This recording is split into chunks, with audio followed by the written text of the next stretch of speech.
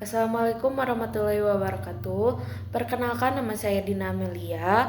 Saya dari Prodi Pendidikan Fisika dengan nomor NPM 240671250001.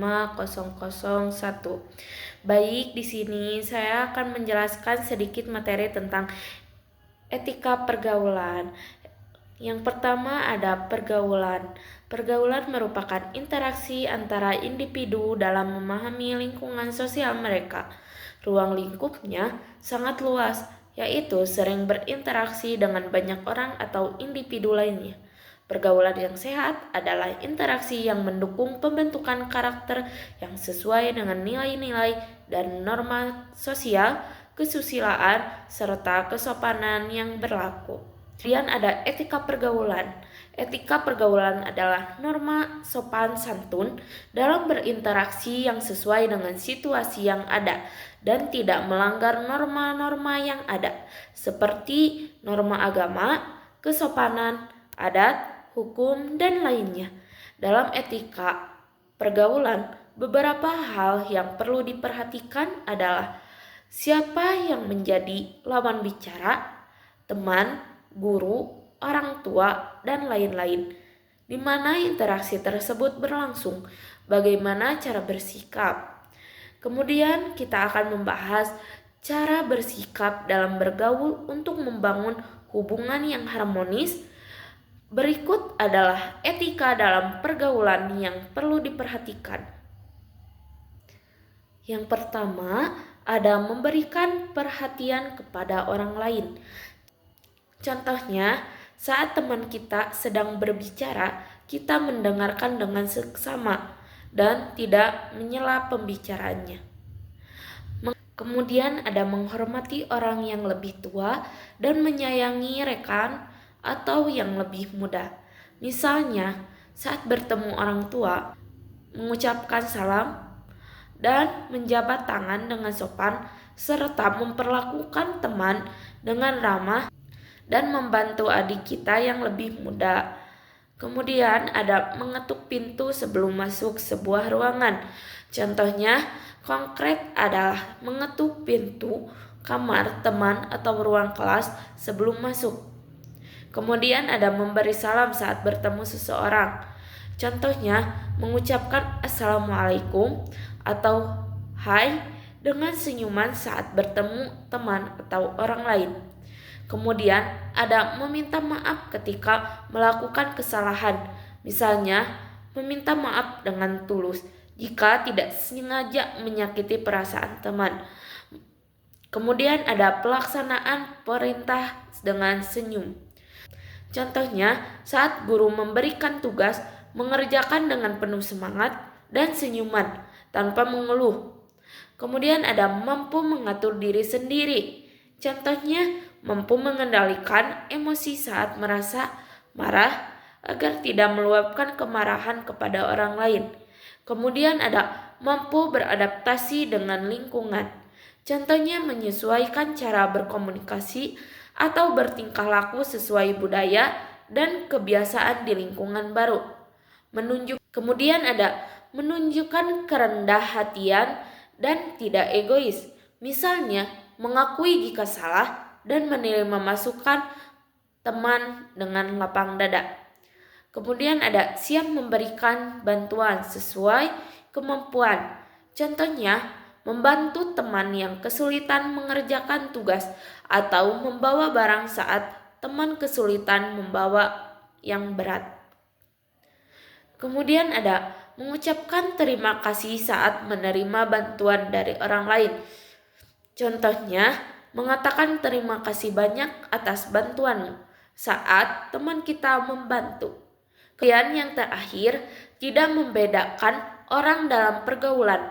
Contoh sikapnya adalah tidak memilih-milih teman berdasarkan suku, agama, atau status sosial, melainkan menerima semua dengan sikap terbuka dan ramah.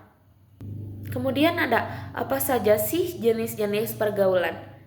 Jenis pergaulan dipengaruhi oleh beberapa faktor, yaitu yang pertama ada faktor usia, menentukan bentuk sosialisasi, pasangan, anak-anak, remaja, dewasa, orang tua. Pergaulan dianggap baik jika dilakukan antar usia yang setara. Kemudian ada faktor pekerjaan. Sikap bergaul antara rekan kerja di kantor akan berbeda dengan pekerja di lapangan, seperti pekerja pabrik, tukang bangunan, dan lain-lain. Kemudian ada faktor keterikatan, misalnya anggota organisasi sosial, pelajar, atau anggota partai politik, pola pergaulannya akan berbeda. Kemudian ada faktor lingkungan, pergaulan dalam masyarakat yang beragam, pendidikan kegiatan, status sosial sangat bervariasi dan memerlukan penyesuaian yang ekstra hati-hati. Kemudian ada dampak dari pergaulan. Yang pertama pasti dampak positif, keuntungan pergaulan. Ini tuh mempelajari nilai-nilai dan norma sosial yang ada, sehingga dapat membedakan yang baik dan yang tidak pantas.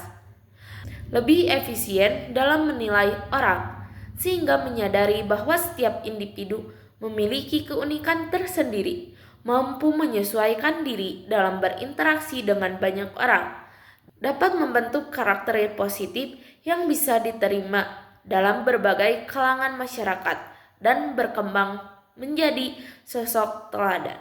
Kemudian ada dampak negatif, pergaulan yang buruk. Menurunnya semangat belajar dan cenderung malas, serta lebih suka dengan perilaku yang melanggar norma sosial. Masa depan yang suram akibat terjebak dalam kebiasaan buruk.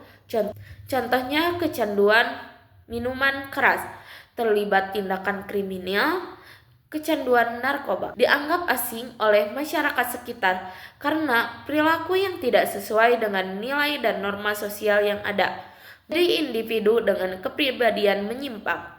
Kemudian ada upaya mengatasi dampak negatif, meningkatkan kesadaran individu bahwa perilakunya menyimpang, kemudian memutuskan hubungan antara individu dan lingkungan yang memicu perilaku menyimpang.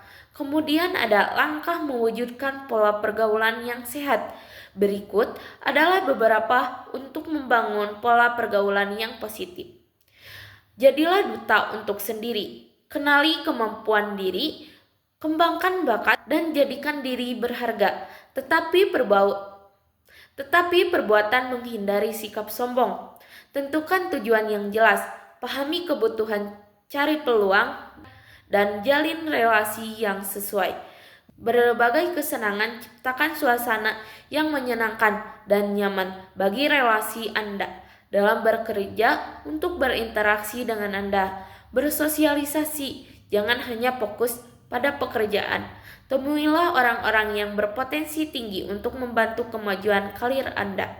Kemudian biarkan mereka berbicara. Jadilah pendengar yang baik, dengarkan dengan seksama dan berikan waktu untuk merespon. Semakin banyak Anda memberikan kesempatan bagi relasi untuk berbicara, semakin banyak informasi yang Anda dapatkan.